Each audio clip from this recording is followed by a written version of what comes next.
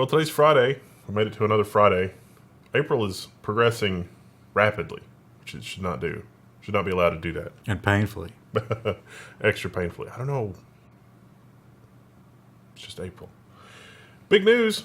ASRock is entering the video card business. So they've teased a few things here and there, and there were some leaks. I don't think we mentioned much about the leaks, but yeah, they're doing RX 580, RX 570 graphics cards. They've got an official website actually at ASRock.com. You can see some more information. They've got several cards in the AMD GPU lineup. So if you want to vote with your wallet about the whole NVIDIA GPP thing, there you go. But I wonder if sphincters are puckering at ASRock as they see, just as they announce their GPU lineup, cryptocurrencies are crashing. There was one report that said that ASRock was entering the GPU market strictly for mining purposes. But then I think I saw something from ASRock, the ASRock press people saying, no, that's silly. That's not why we're doing it.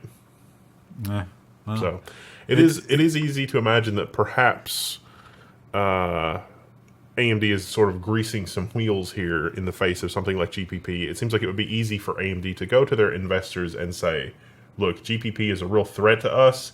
You're going to have to give us a bunch of money so we can deal with this, because the only option here is to spend our way out of this situation. But if cryptocurrencies crash and there's a massive sell-off in the GPU area, that's going to be a tough time to start selling brand new cards. Yeah, it is maybe not the best time, but time will tell. We'll see how that goes. Also, in hardware news, this is sort of a side story, so this is an unusual story for us to cover because it's not something we cover really quickly, but this is a really good Ars Technica article. Everything a VR Studio has to do to port to the Mac. So up until now, up until the iMac Pro, I would say that pretty much everybody has mocked Apple's desktop computing platform for playing games, because how do you expect to play games on a potato? Yeah. Even now, though, they're very optimistic in this article.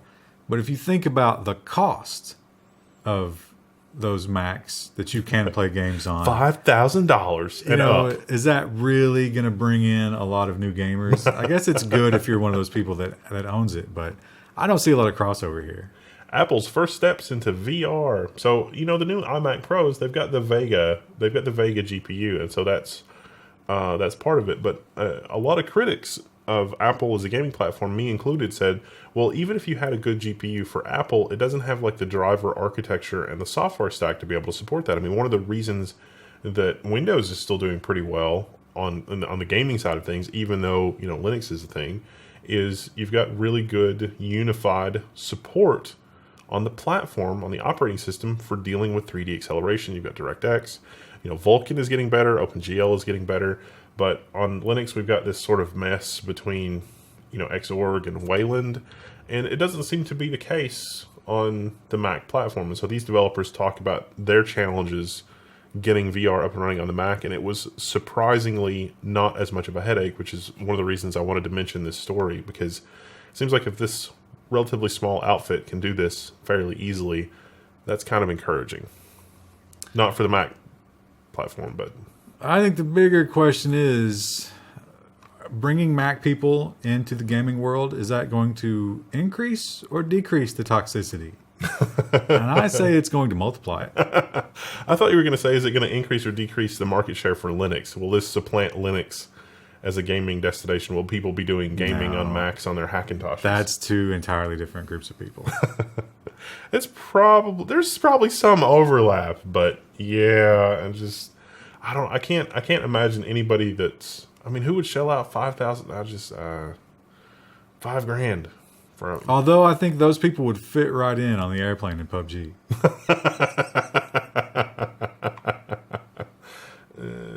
Baidu, the Chinese search giant, Chinese intelligent machines giant, as they've become, have showed off its Pocket Instant Universal Translator. And so there's a video for this. It was pretty good.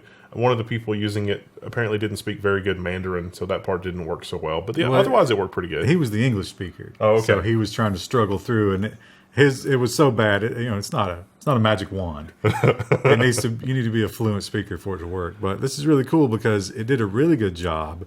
he conducted the interview through this little thing, and it was pretty impressive. Unfortunately, you can't buy one. You can only lease one from them, and only travel agencies and places like that are getting offered airports. But someday, I guess someday we'll be able to have it. Neat. In science news, the BBC has an article here from Microsoft. Microsoft is making a big gamble on quantum computing. So they've made a joke here, a quantum leap in computing. This doesn't seem like news until you realize that it's Microsoft in conjunction with the Niels Bohr Institute.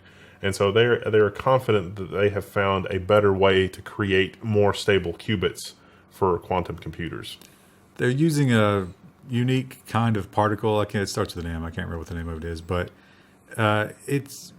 there is no proof that this will work at all. It's all theoretical, and they're thinking, hey, we're going to use this new particle, and it's going to solve all the problems of the unpredictability and the instability, but no one's for sure. They do use the extreme cooling it's still that method of quantum computing. To recycle your joke from the previous programs, like you think they're doing Mountain Dew and Doritos with the extreme cooling? Extreme cooling. They have to stop and play a round of Call of Duty after every execution. Mountain Dew is the only substance in the universe that can be cooled below absolute zero.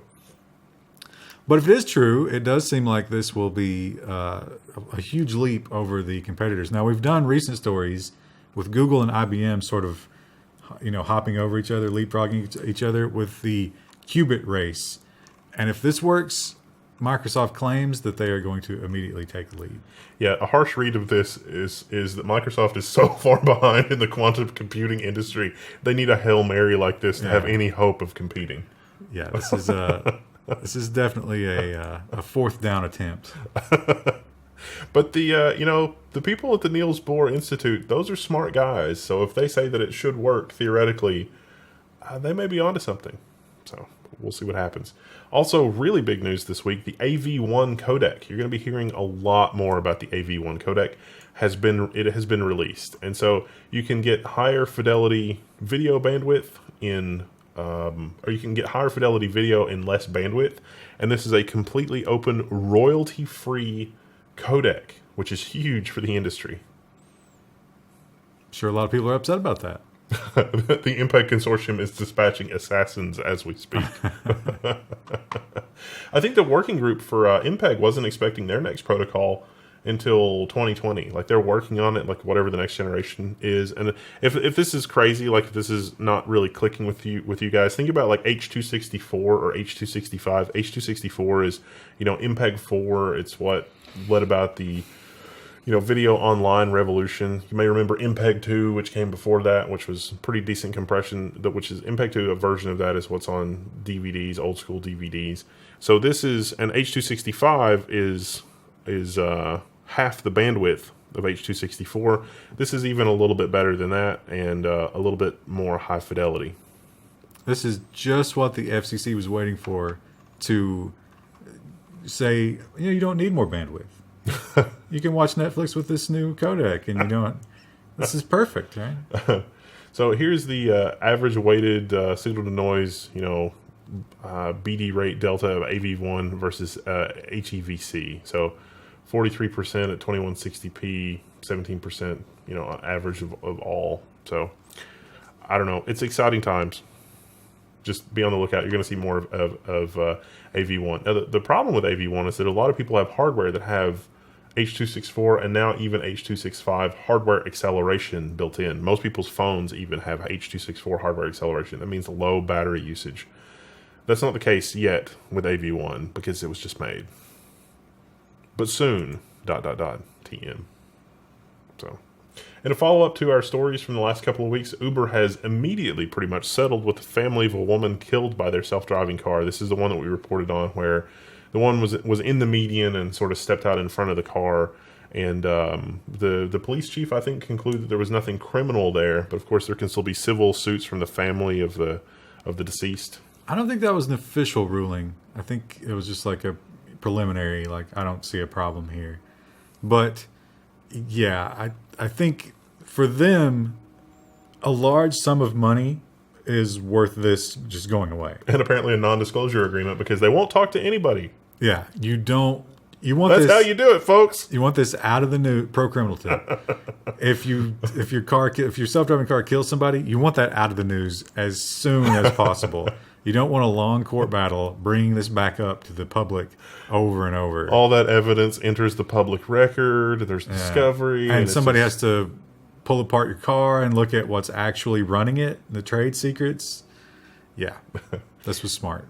Tempe, Arizona Police Chief Sylvia Moir said that Herzberg came from the shadows right into the roadway. But other videos of the state of the crash suggest that Herzberg would have been clearly visible to a human driver and or visible to the LiDAR and other systems on a self-driving car. But I think if a human was involved here, there would be no argument of fault. Because you can't be expected to react to somebody doing something that stupid.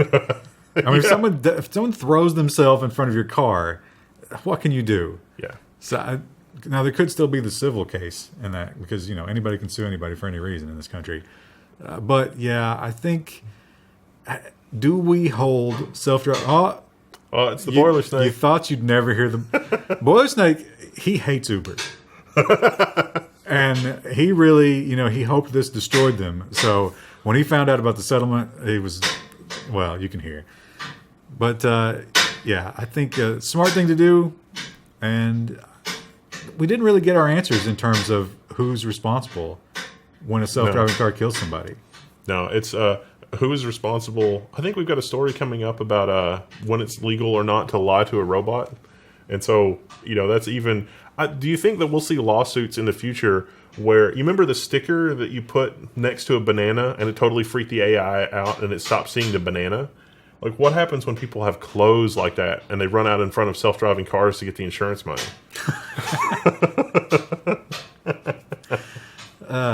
What I think in the modern political climate, they'll go after the sticker manufacturers. Or the pants manufacturers. You can get the double whammy. We can get Uber and the pants manufacturers in one go. Man, the boiler snake, he does not like Uber. I mean, usually he's not this rambunctious. But, it's late in the season and he's about to hibernate. And hibernate for the summer. He really does not like Uber. I think also Uber has pulled all of its self-driving cars, but the governor of Arizona has formally requested that Uber not trial any more self-driving cars in Arizona as well as a result of this. Yeah, there's a lot of questions about whether or not the Waymo lawsuit caused Uber to pull some of that technology. And most of that was safety related.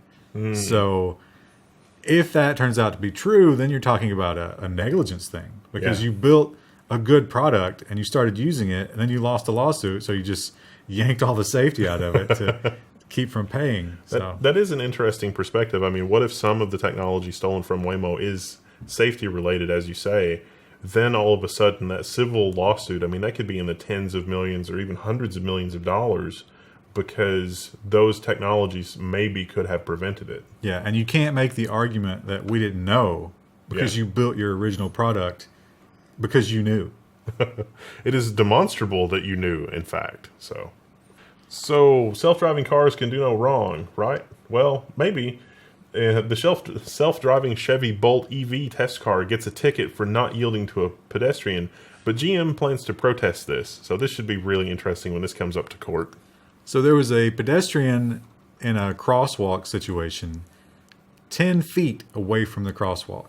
Now, I see somebody 10 feet away from a crosswalk, I'm probably going to go ahead, because I'm traveling at a pretty good clip and they're not. It seems safe, but the cop who witnessed this did not feel the same way and issued a ticket to the Volt. So all of this is going to be on video. It's going to be really interesting to see how that comes up in traffic court. They are challenging it, of course. I wonder in this situation, did that cop see that? And I was like, oh, I'm going to be the guy to... I don't know if there was a person in the passenger seat, though, so he might not have known. He's like, here's my time to shine. Yeah, really. And it's going to get to court, and it's going to be like, what are you doing? That person might have even not headed to the crosswalk. They might have just turned the corner. Yeah. This could become... Now, if you start doing stuff like this, here's my fear. These kinds of things are going to cause the self-driving companies to just be terrified of all these lawsuits. And they're going to make these self-driving cars drive like 90-year-old little old ladies. And it's going to slow everything down, and it's going to be infuriating for the rest of us. 30 miles an hour, no matter what the speed limit is. Yeah, right. And if it sees a leaf blowing across the road, it just locks up the brakes. Wow, that would be amazing. You get into a situation where only the self-driving cars can react quickly enough, and if you're not in a self-driving car, you're immediately going to rear end the car. You got to give them like 20 car lengths of following distance. Yeah, that would be a nightmarish future. I mean, how crazy would it be if like some of the future Teslas, as a safety mechanism, have like a reinforced steel bolt that they fire into the ground to bring them to a stop more suddenly? Because it's like, oh, we got to avoid a collision. Brakes aren't good enough. Let's just deploy the anchor. You know, it's interesting. We didn't talk about it, but in the collision, the Tesla death story, they talked about how your Tesla in autopilot has a configurable setting of how close you want to follow the car in front of you. And that guy had his set to the minimum. So that's interesting. That's not a good idea because you can't react quickly enough. Well, Google has ordered a fleet of 20,000 driverless Jaguars, or Jaguar if you're in the UK. Is that how you pronounce it? No, Jaguar. that's wrong. So Google's outfitting these with their stuff, or what? Yeah. They say it's similar to a Chevy Bolt. I gotta think it's more expensive Because it's a Jaguar? If you want to self-ride and style, I wonder, when you're not operating a vehicle, will high-priced vehicles like that still matter as much to people in terms of status? Because is there that disconnect where I'm not the one doing the driving? Do I care if it's a Mercedes? I wonder if, like, I'm imagining me in the future, and it's like a cardboard box with wheels would be fine as long as I can strap on my VR helmet and just, Yeah. But some people might think, they still want to be seen in a really flashy car. So, to me, a nice car is all about the performance of the car. And when it's driving itself, who cares? Well, I can spot one problem they're going to have with this rollout.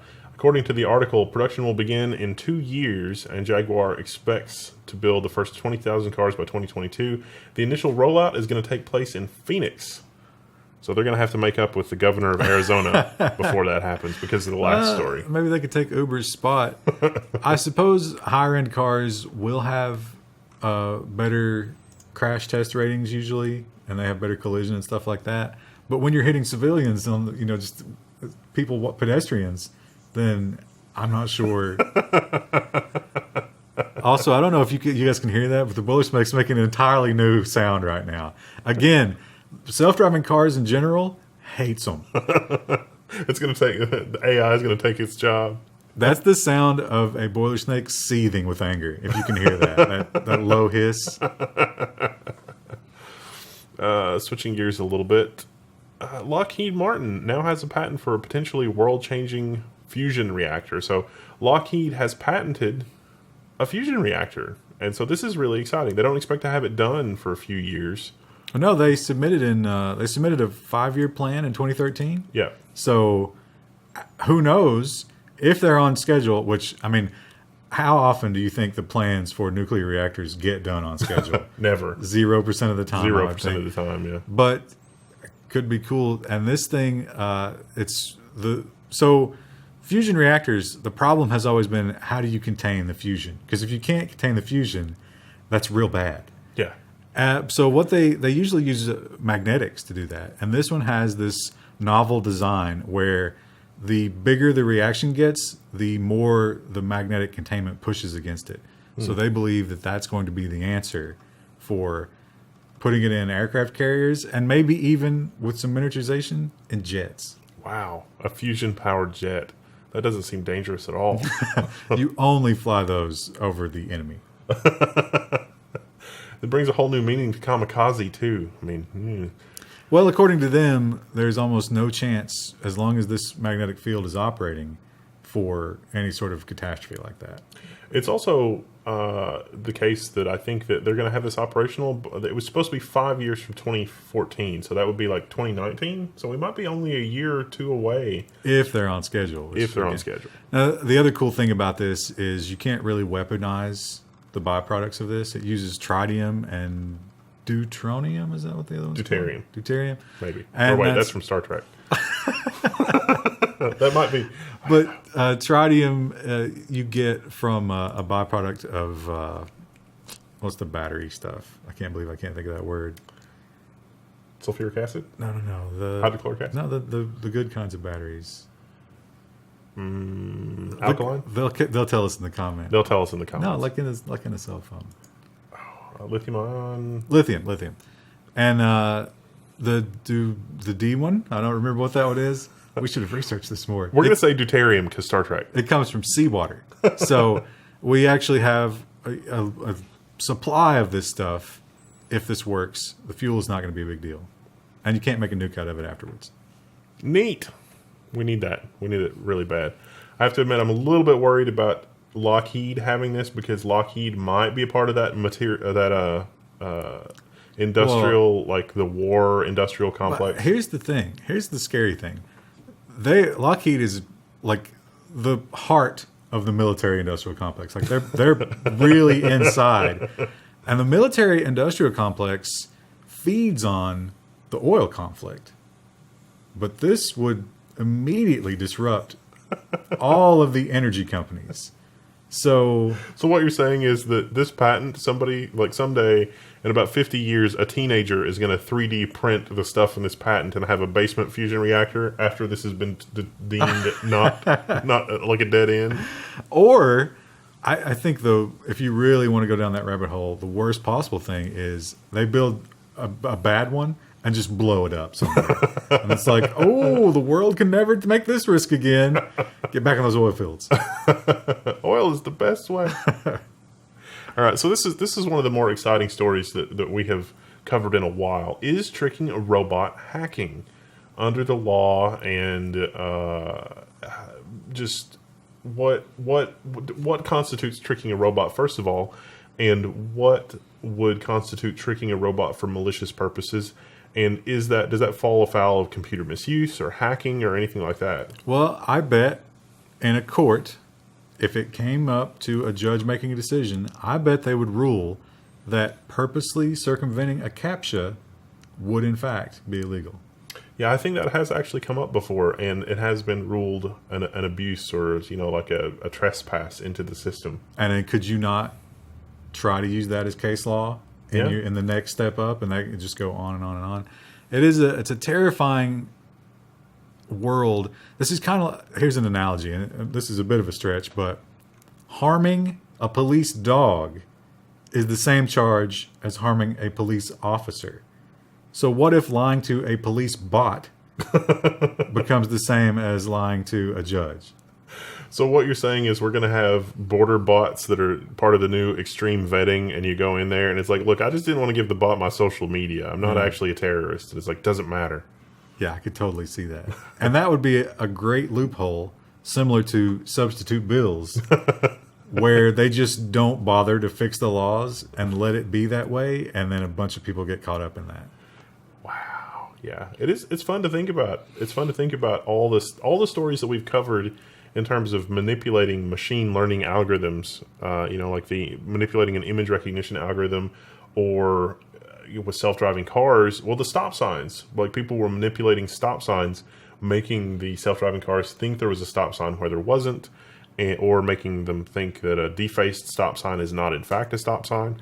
And so to a human driver, unless the human driver is specifically looking for those things, a human driver might not immediately recognize why their AI driver companion is not recognizing a stop sign, or is recognizing some random thing as a stop sign, because it might not be immediately obvious to the human driver what's going on. I guarantee you, if self-driving cars become ubiquitous and everybody's got them, I guarantee you somebody's going to come up with some kind of thing that makes their self-driving car go faster.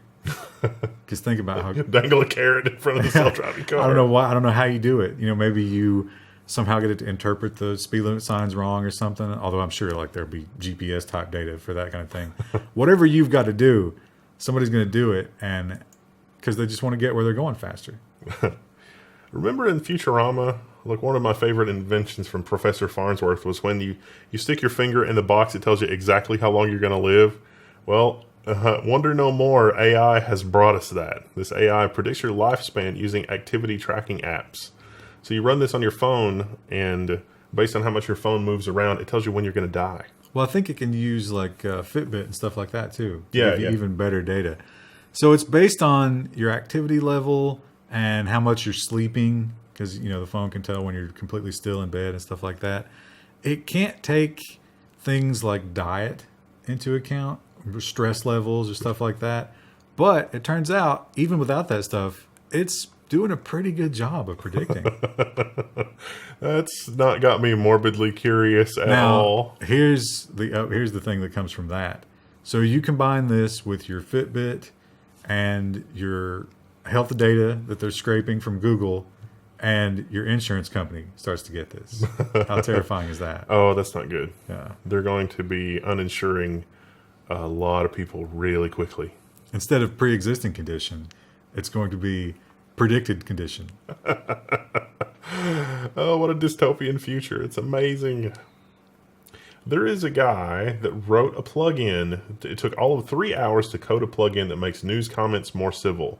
What he did was he wrote a plugin that won't let you comment on the story until you prove that you've read it. I saw a great statistic. I can't remember what the numbers are, but you know how a lot of news stories, I've noticed when I was just reading these today, like 7, 8 stories had it. Continue reading story button. Like, it shows you like 2 paragraphs and you click a button, it rolls down and shows you the rest of it. The reason they do that is to see if anybody's really reading the whole story.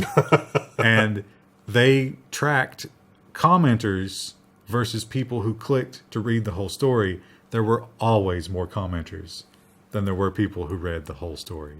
Yeah. I mean, from just anecdotally for us, sometimes when we've done a video that has been shared outside of our regular community, there have been a lot more comments, but a lot of the comments, it was clear that they did not watch the video. Oh, and they'll make a point that we explicitly talk about 30 seconds after.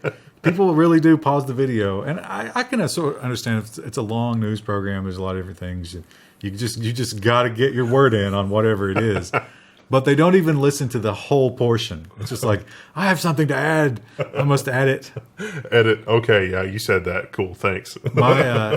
In this same vein, my favorite forum registration CAPTCHA type thing was there.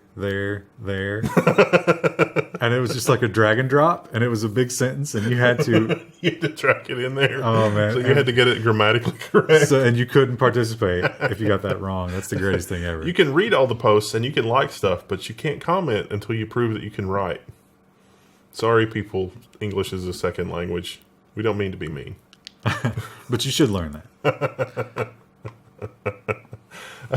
It is a tempting thing to have. It's like to do a plugin like that, because we could totally do that on the forum, and that would be a lot of fun. We should have done that for April Fools, really. But ask questions that are totally unrelated to whatever the topic at hand is. Yeah. It's all My Little Pony trivia. Yeah. Well, now for the last 2 or 3 weeks, we've had a lot of really interesting stories out of China about censorship, because they changed some political rules and the president can now be a president for life instead of a president for 2 terms. And some people were making fun of him because he kind of looks like Pooh Bear and from the Winnie the Pooh children's series or whatever. Oh, you know what story we forgot? Man, I really meant to add this one. Let's cover it. We don't have it in the list. But Kim Jong-un traveled to China in order to yeah, I saw that. in order to have a meeting with the Chinese president. And like you say, any little thing, they'll censor it. And so they didn't want people talking about Kim Jong-un for whatever reason. So they immediately began to censor Kim Jong-un, if you mention that, or Kim Jong, from all of their stuff. So similar to this story, the Chinese people, they're very pragmatic. They came up with a nickname to get around it. I love the nickname. It's amazing. It's like little fat man on a train or something. Fatty on the train. Yeah. Because they took a train to get there. Well, it seems like we could get a title for this episode of the news out of that. It's like the fatty on the train watches the news. No, I don't know. It's fine. Similar to that, feminists in China are using emoji to avoid censorship. So it's the emoji, a bowl of rice, and emoji for a bunny. And it's like at the close of this year's Women's Day, China Twitter-like services, why, blah blah blah. Basically, they censored Me Too, but the way that you pronounce the characters for Rice and the bunny sounds kind of like Me Too. It's M-I and T-U, so Me Too. The China. It makes more sense if you read it. Explaining it out loud is harder. Yeah, basically they just say this is the whole rape. I've already forgotten the director's name. Weinstein, Harvey Weinstein, and the big Me Too movement is saying I too was sexually assaulted, and apparently in China they don't want you talking about being sexually assaulted, which is really dystopian. Yeah, and they also mentioned that this is not the first time they've used emoji characters to get around it, because they also did like the anti-communist party one. I can't remember what the words were, but it was a really bizarre combination of things too. Again, it makes no sense to an English speaker, but when you put the Chinese characters together, it sounds like something in English or something else. Yeah, and to completely close the loop, the hashtag Rice Bunny, started trending because people were talking about it in that context. And so it would be hard to keep up with if you were an outsider. Like if you weren't experiencing the censorship, it would be hard, one, to point to censorship happening in the first place, but two, to just know what the heck was going on. But in a way, this kind of stuff coming out of like having the, Rice Bunny type stuff come out signals that yes, there is actually something going on with censorship there, because we'll always get at least a few comments that say, no, this is not what this is, or this is not really censorship, or this is not really like control of the platform, and no instant messages that mention, Kim Jong don't just randomly disappear. But that you have so many people that understand what hashtag Rice Bunny means coming out of it, it's got to be a little disturbing from a Western point of view. Yeah, I suppose we should keep our minds open in terms of, well, we saw the Qualcomm Broadcom thing, and the I can't pronounce the phone manufacturer, the Huawei. There could be some high level American propaganda, some anti-China propaganda. We are sort of getting into that, trade war, Cold War thing with Stupid China. Trade wars. Yeah, but at the same time, it definitely seems like the chilling effect in China. There's something to it. Yeah. My favorite part of this was another example she points to is the use of memes like the grass mud horse, a fictional creature resembling an alpaca that has become a symbolic mascot of the defiance against government censorship. Yeah, because it sounds like F your mother, and the motherland is the communist thing. Switching from nonsense to extreme nonsense, I can't believe this was still a thing. This story came up in my feed, and I was laughing about this for about 30 minutes. Lindsay Lohan has lost her GTA 5 privacy appeal case. And you may be thinking, what does Lindsay Lohan have to do with GTA 5? This could also, an alternate title for the story is, this is the last time you will ever hear the name Lindsay Lohan in the media. So this has apparently been going on since 2013. And Lindsay Lohan felt that the singer, country star, character, whatever, was like the story in the game was just a little too close to her in reality. It's funny because, all the characters in GTA are just horrible. The worst people, they're all on drugs and violent. And it's like, no, this really happened to me. You're selling my story. And she took a look at that and was like, hey, that's me. It turns out she wasn't the only one. Karen Gravano. Is that Sammy the Bull Gravano's daughter? Is she one of those mob? I didn't put that together when I first read that. Anyway, I can see where she would get the idea that she's part, because it's about a crime syndicate, and yeah. But in both cases, judges have said, no, this is just a generic horrible person. It's a horrible, pop celebrity. You cannot say that. And even then, I would think the parody laws be protected. Well, having played the game and having experienced that character, thinking about, the new adventures of Lindsay Lohan in the context of that game, it's like I would have never made the connection. I never, just beyond the generic sense. I mean, I guess in a sort of a generic, sort of vapid sense, maybe. But not, it would have been very non-specific. And now, as a result of this lawsuit and this story, every time I play GTA 5, it's going to be like, wow, does she really experience that? Or does she really conduct herself that way? Because, my goodness. So I want you to do a mod to make it look more like her. It's just, you have to have played GTA 5 and just, that's just so amusing. It's just really, really funny. And finally, our last story. This is something that you added. This doesn't really have anything to do with technology, but it's an 11 on the nonsense scale. It does, because this is like another YouTube. Well, first we had, of course, the Tide Pod Challenge. And, I never get tired of looking at the Tide Pods and think, human beings are eating those. That's where we are in the 21st century. And then we talked about... And their videos are trending better than ours. Oh, yeah, way better. And then we talked about the hot coil challenge, which was putting your arm on a stove. I don't think that ever picked up. And people didn't really buy into that. One guy did it. He got a lot of views, but it didn't catch on. There's kind of a spectrum here, because I think it really starts with the ice bucket challenge, and then like whoever came up with that was like, all right, cool, we can get away with that. But let's see if they'll eat soap. But the ice bucket challenge, that was for like a medical charity or something. Well, right? I mean, that was just subterfuge to see what they could get away with. What if it was the hot coil challenge for burn research? You think the Tide people have been behind all of this? Maybe. I mean, there's got to be some ad agency mogul that's behind all of this. That's just like, yes. So this is the latest challenge, and now we realize that it's April Fool's. This story came out on April 1st. Now, but here's the thing: I can't guarantee you this is not, just because it is very hard to believe. But I did see this earlier in the week, because I actually sent this to Krista, this link earlier in the week, because I love when I find something really like horrific on the internet. I love to send it to Krista, because it affects her so much. Rip her inbox. So here we go. The newest challenge, the condom snorting challenge.